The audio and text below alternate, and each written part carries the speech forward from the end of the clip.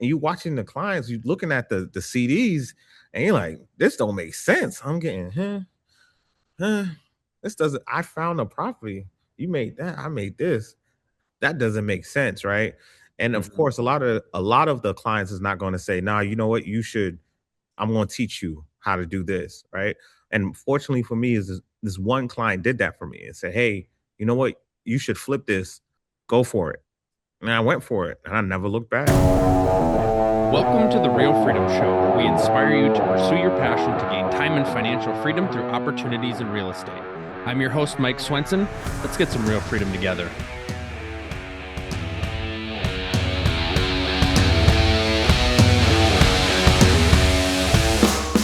Hello, everybody. Welcome to another episode of Real Freedom, where we talk about different ways that people are building time and financial freedom through opportunities in real estate. I'm your host, Mike Swenson. If you want to get started on your real estate journey, check out our website, freedomthroughrealestate.com.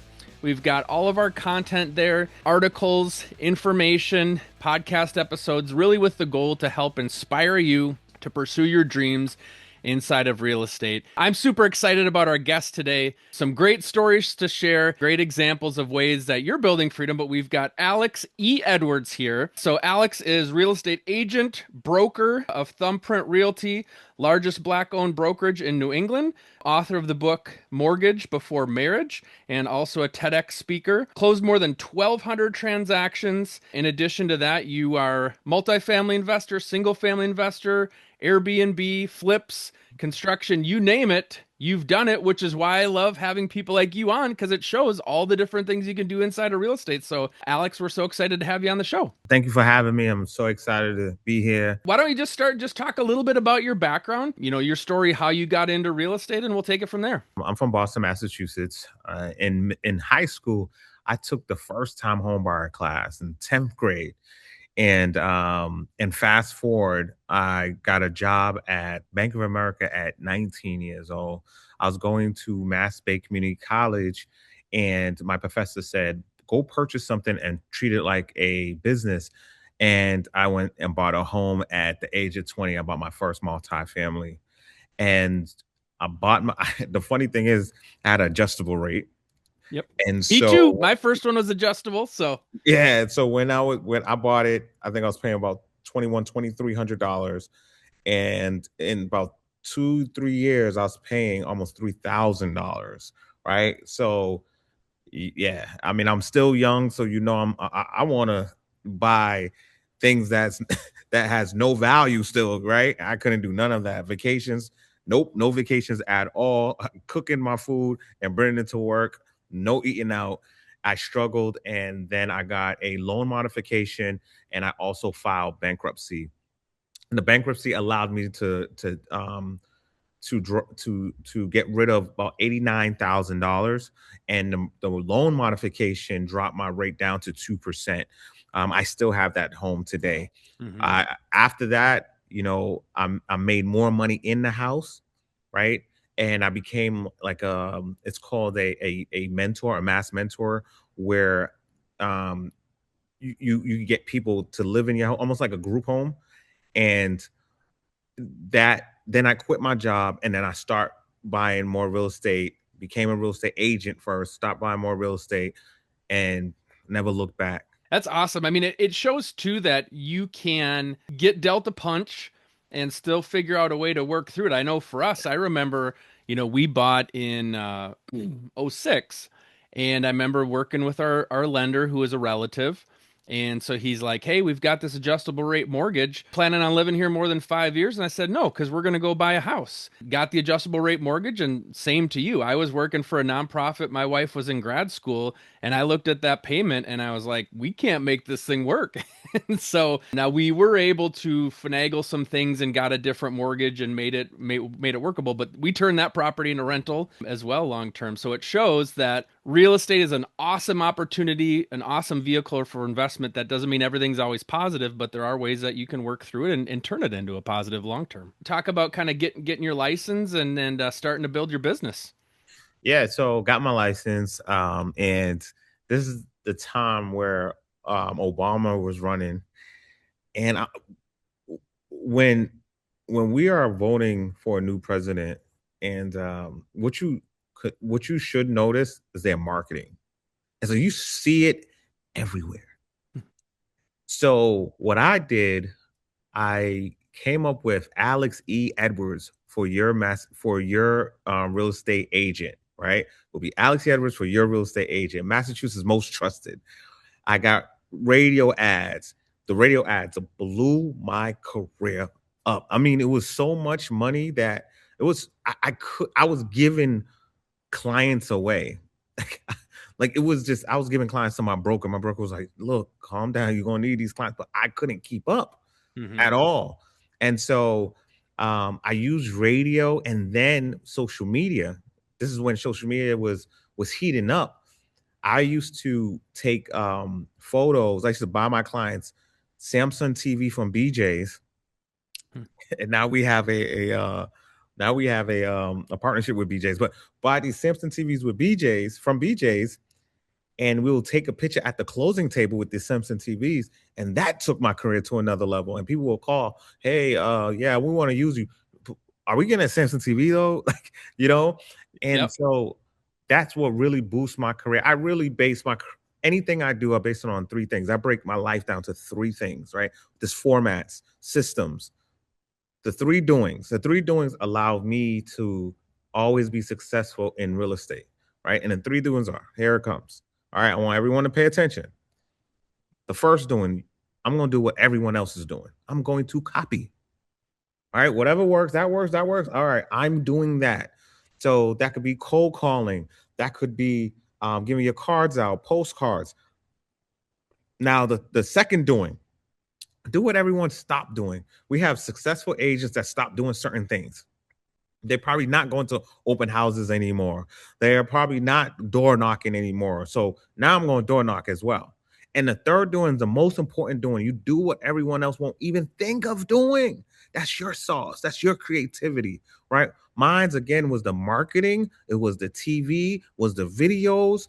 I was doing that, and no one else was doing it. It was my space. So if you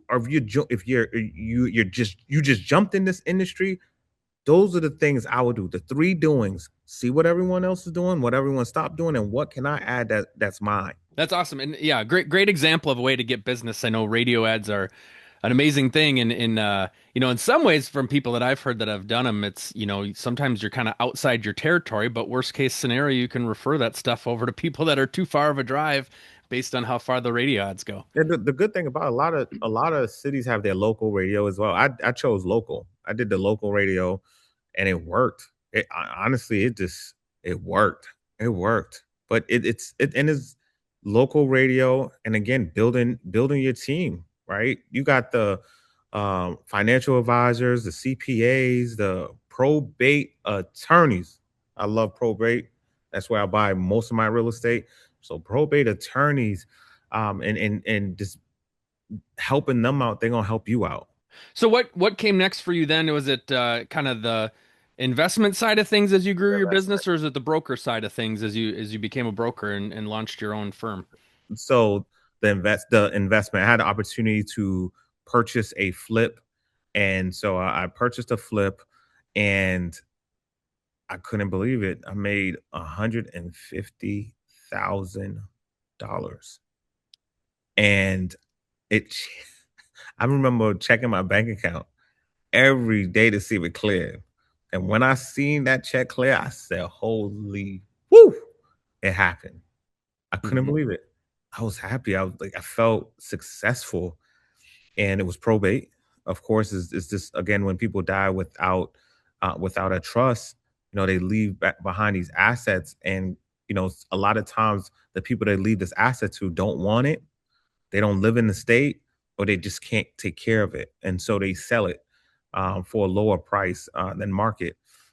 And yeah, was the flip. And then after that, um, I got married. And when I met my wife, we decided before we get married, she has to buy a multifamily. She bought a multifamily, and then we got married, and our marriage had a flip, two multifamilies.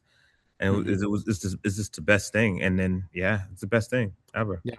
Quick to back up to that flip, because I know there's a lot of agents out there, and this is why I love interviewing people that are real estate agents and own Mhm, and run teams, is for getting that flip, how mhm, did you recognize the opportunity? You mentioned it was probate, but mhm. in terms of like running numbers, finding the property, okay, if I put this much into it, here's what I might, think I sell it for. Walk through at that time kind of what was going through your head, being you'd never done anything like that before, the risks, and then obviously the potential returns. But love just kind of hear your analysis as, hey, this is my first investment deal. What do I do? Yeah, so it's you're a real estate agent. You running comps just like you running for any other listing, right? But now you running like future value, right? It was it was a it was a condo, and and also ran the construction, right? So everyone said not to buy this condo. It was a one-bedroom condo. It was like, no, don't do it. Don't do it. The market didn't bounce back yet. Don't do it. And I was like, nope, I'm going for it. So I bought this condo. I looked at the ARV and I said, you know what? I think I could get about 350 for this particular condo.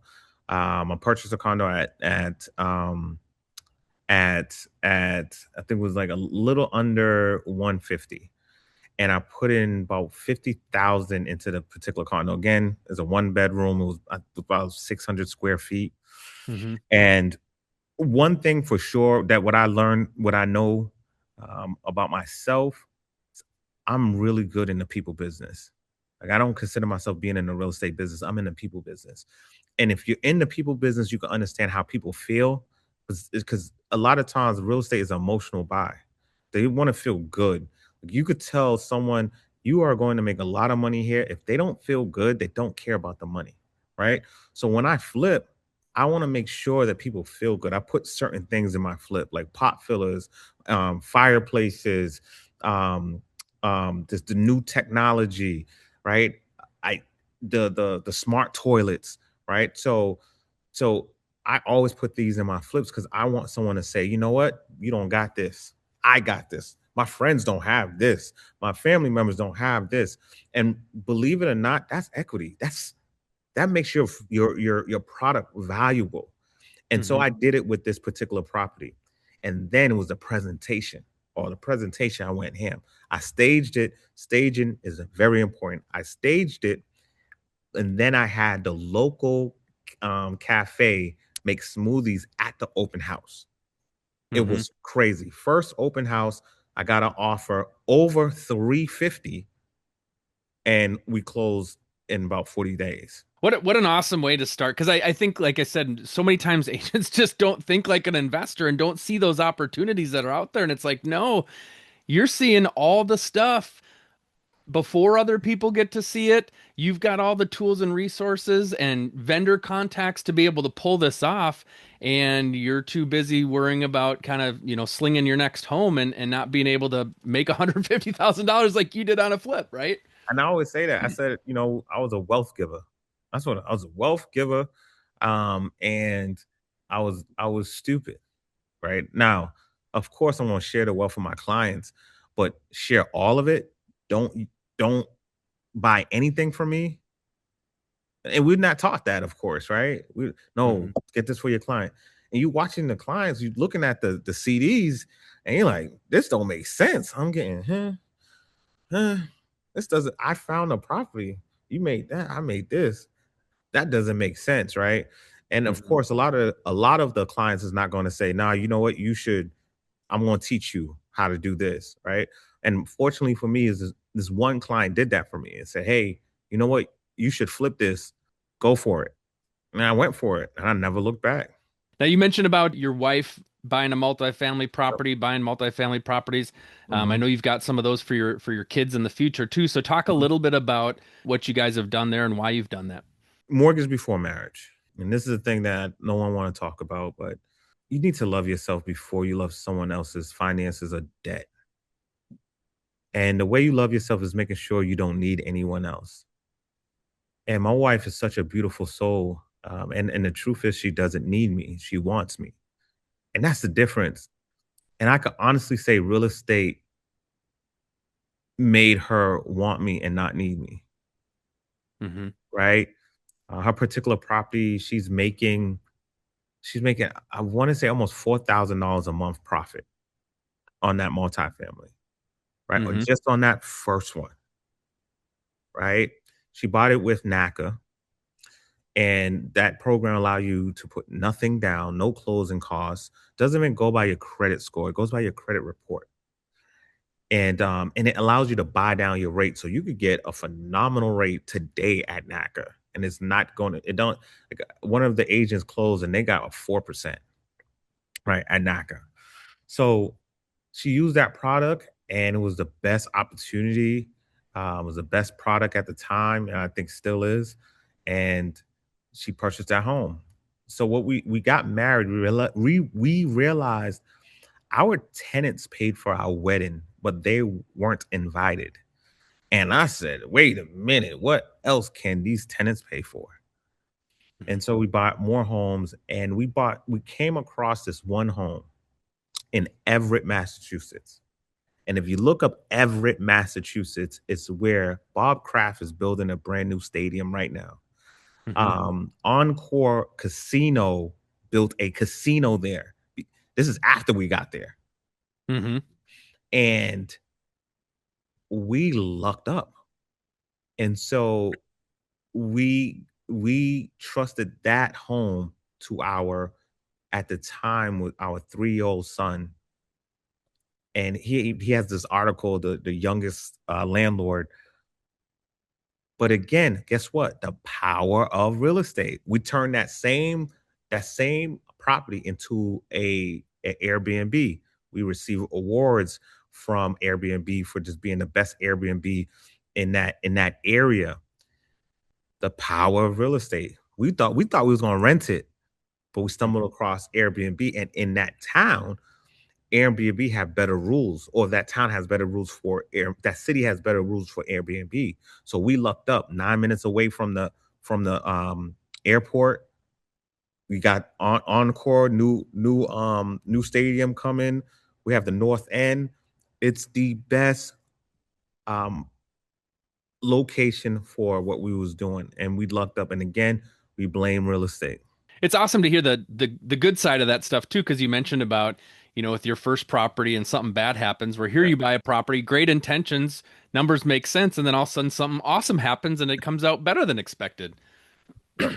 The bad part of that story, that I didn't buy 8 more in that same city. That's the bad side. I think about it all the time. And again, with that Airbnb, I'm people business. We have a monopoly room. The whole room is just monopoly pieces, stripes. We have a flower room, and this Airbnb turned over like it's no tomorrow. That's awesome to hear, and what a great story for your kids too, to see that they can participate, don't necessarily have to, but if they want to, they can, and so they see the power of real estate, and you're teaching them early. We haven't touched on the broker piece, so Mhm. a little bit about going from being an agent, working at a different brokerage versus the decision to go off on your own. I'm an honest person, very honest person. So someone was working at my brokerage, and I want to say I got jealous. Um, and it was the wrong thing to do. But I was still young, and I was not as mature as I am today. And I was jealous because I found out he had a better split than I had. And so I put 80% all over my house, 90% all over my house, because that's what he was getting. And I couldn't believe someone's getting more than me, and I'm number one. And one of my friends said, "Who like who cares about 90%? Won't you get 100%? Won't you go for 100%?" And I said, "You know what? I'm gonna go for 100%." Got my broker license. Went back to my broker and said, "Do you want a partner?" And he said, "Not at this time." I bought him a watch, and I said, "Thank you for your time. I appreciate you." And I started Thumbprint Realty. One of the hardest, easiest business to ever start. The beginning was easy. I would say it was easy. It was was making money, no overhead. It was just, office was $800. Not a lot of agents. Now we're like 50, 56, 56 agents, and it's tough, right? We have a Mhm. lot of success. Last year, we did over 100 million in sale. We did that for the last 3 years. Um, you know, we we did over $1 million in down payment assistance for our clients, Hmm. right? So we had a very successful year. But running a brokerage is tough. It's real tough. But if you have the will to do it and do it the right way, you'll be very successful. And again, don't think about being in the real estate business. Think about being in people business. That's how you stay in this business much longer, and that's how you grow your brokerage much faster. Again, I use the three doings to keep growing. And now we have partnerships with some of your biggest names, from some of the biggest names in the world: BJ's, Simply Safe, just to name the YMCA, just to name a few. And that's just because of the third doing. And that's how I keep growing my brokerage, is just keep adding more benefits. And one thing, growing a brokerage where I messed up, and I didn't realize until recently, that you have your own business, and you don't have to cap your business, and you have to think outside the box, and you have to think big. When you think big, you have small problems. When you think too small, you have big problems. So if Mhm. you think big and go for the roof and say, I want everything, this is what I'm going to do. I'm calling BJ's and telling BJ's, hey, you need to partner with me. This is who I am. Guess what? BJ's going to listen to you, because because they believe in what you say about your business. So if I could say something, to one thing to your viewers: don't ever say you have a small business, because people's going to look at you as a small business. I don't care if you're the only employee. Do not say you are a small business. You are the biggest business with one employee. That's it. You're the Mhm. biggest business with one employee. That's it. That's and we don't understand that. When we say small, or we downplay our company, that's marketing, and that's Mhm. negative marketing. Yeah, you do an awesome job of marketing and painting things in a positive direction. Are you looking to get started or scale in real estate investing but don't know your next step? Are you overwhelmed thinking about finding deals, analyzing deals, doing due diligence, and managing properties on top of it? Go ahead and push the easy button and invest with us. Real estate investing is what we do full time. We've done dozens of deals with hundreds of doors. We have the knowledge and experience to handpick the best deals that most investors can't find. We've got large off-market deals all the time where you can hopefully find returns and economies of scale that you just can't find on your own. The best thing is it's 100% passive to you for less capital than you put down trying to acquire a property on your own. Don't let this year go by where you don't make the leap, add to your portfolio, or you just sit in analysis by paralysis. To find out more, visit freedomthroughrealestate.com and click on invest. You can book a call and learn more there.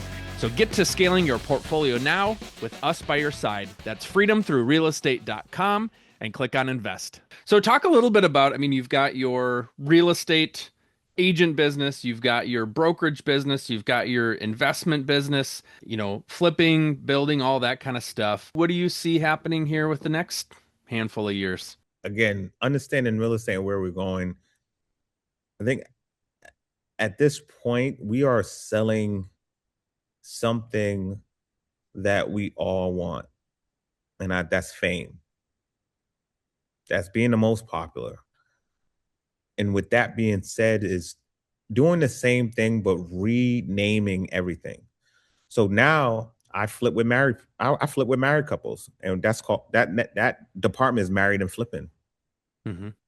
My wife teach a whole bunch of women how to flip in the process. That's called She Flips, Hmm. right? We just created a documentary on it, my wife and I, named Mortgage Before Marriage. I'm here because of Mortgage Before Marriage, right? So the next 5 years is selling more fame and getting larger because of the name, and also our processes, and the fact that we do a phenomenal job. But I think it's very important for that person that's listening to me and saying, what do I do now? What can you sell that no one else could sell? Right. I realized I was never very, I wasn't very operational, but you know what? I was very creative. So I could hire someone else on operations, but the creativity, I was second to none. Mhm. Right. I knew how to deliver a message so the world can understand what I'm saying and now want to work with my company. So I think it's very important that as a leader, it's your job. You can't say I'm shy. You can't say that's not me. You have to stand on the forefront and take your business to another level. And also, tech is huge, right? My wife and I created an app.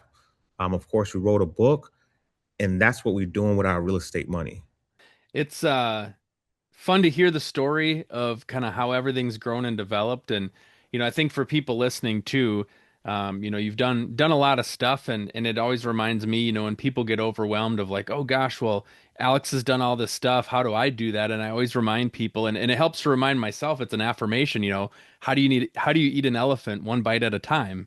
And so it's just kind of putting that next foot in front of yourself and figuring out the next most logical step. And all of a sudden you look back and it's like, dang, I've created a big career, a brokerage, ton of investments, ton of opportunity, book, and all that stuff. And it's just by taking that next best step time and time and time again. And look what you've created for yourself. Yeah, and thank you for that. And again, I want to be honest. It wasn't easy. Um, Last year was the first year I experienced depression. Like all my life, I Mm, never felt. I never. I'm doing great. And last year was one of my best years, right? mhm, But I realized it wasn't my best year internally, right? It was my best year externally. mhm, So slow down, understand where you want to go and take your time. I guarantee you, if you go slower than someone that's doing 10 things like me, you would run right past me, right? You will run right past the old me. That's it. So take your time, do it right. Make sure you market very well and keep up with the times. Look at the stats, right? If I start over today, right? If can I break this down? mhm, Okay. sure. Okay. If I start over today, I'm gonna look at the stats. Who's buying homes? Single women beating single men. They are like 24, 28%. Okay. Single men, I think it's like 9, 13%. Married couple, the rest. They take the rest. So who am I marketing to, man?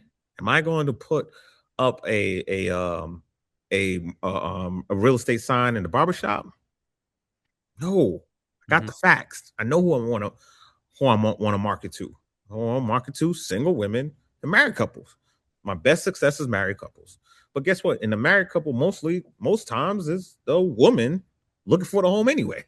So it comes down to women, right? So I want to market to women. I want to market to hair salons. I want to look for women that earn a lot. What industries is dominated by women that makes more than $200,000 a year? What church do they go to? Where do they hang? This is what I'm focusing on, mhm, right? Guess what? High rises. Okay, high rises. If your rent is how much? Your rent is $6,000.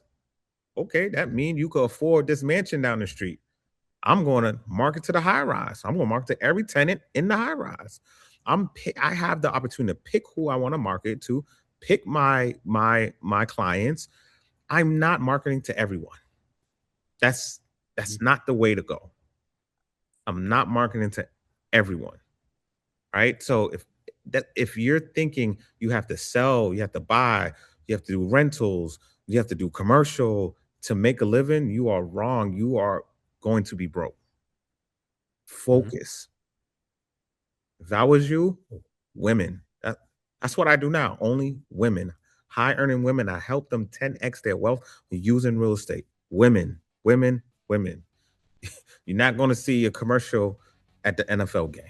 Yeah, that's awesome. Well, thank you, Alex, so much for coming on and sharing. For people that want to reach out to you and learn more about what you're doing, how can they do so? It's Alex E. Edwards on all social media platforms. You could check out mortgagebeforemarriage.com if you want to purchase mortgage before marriage, finances before fiance, Rockefeller before Beyonce. Before you become Mrs. Right, get your finances right. Um, and thank you for having me. It was a fun podcast. Thank you for allowing me just to rant. So I appreciate you for having me on your platform. You didn't have to, and you chose to. So thank you so much. Absolutely. Well, thank you so much, Alex E. Edwards. Check him out. Thank you for sharing your story. And yeah, hopefully your message inspires other people to take action in real estate. So I really appreciate your time.